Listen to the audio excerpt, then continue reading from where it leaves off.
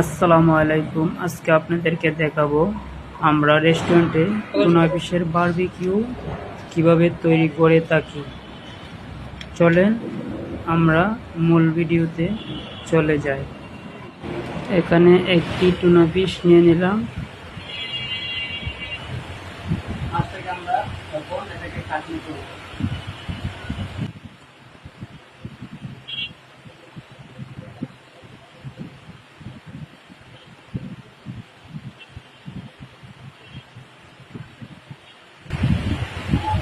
আমাদের কাটিং করা শেষ।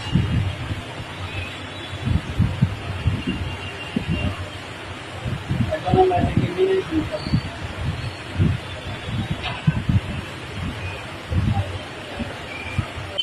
দেখতে পাচ্ছেন এটাকে কত সুন্দর করে কাটিং করে নিলাম।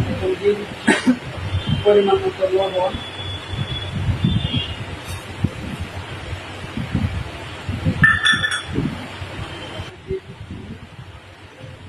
আদা রসুন এটা দিয়ে দিলাম 3 চামচ,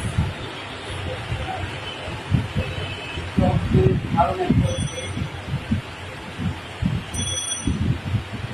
2 চামচ, তারপর গ্রিন চিলি আর পুদিনা পাতা।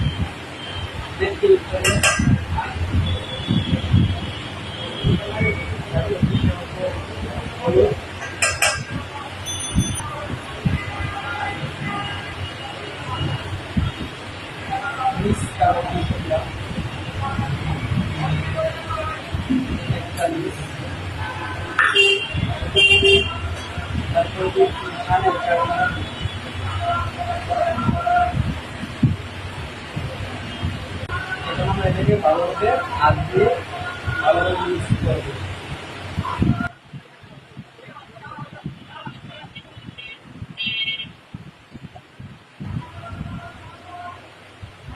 আমাদের মিক্স করা শেষ।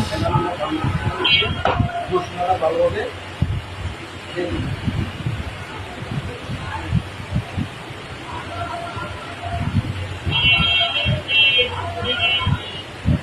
মাছের ভিতরে আঙুল দিয়ে ভালোভাবে মশলাটা প্রবেশ করতে হবে।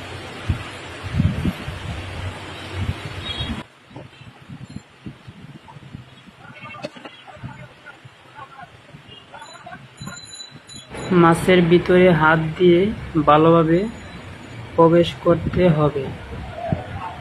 প্রবেশ করা শেষ।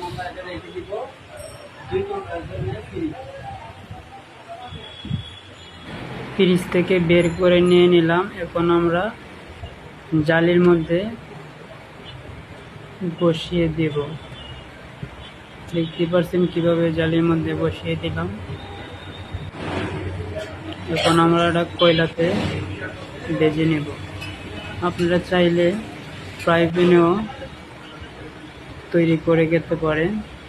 আমাদের কয়লার চুলা আছে, তাই আমরা কয়লার মধ্যে ভেজে নেব।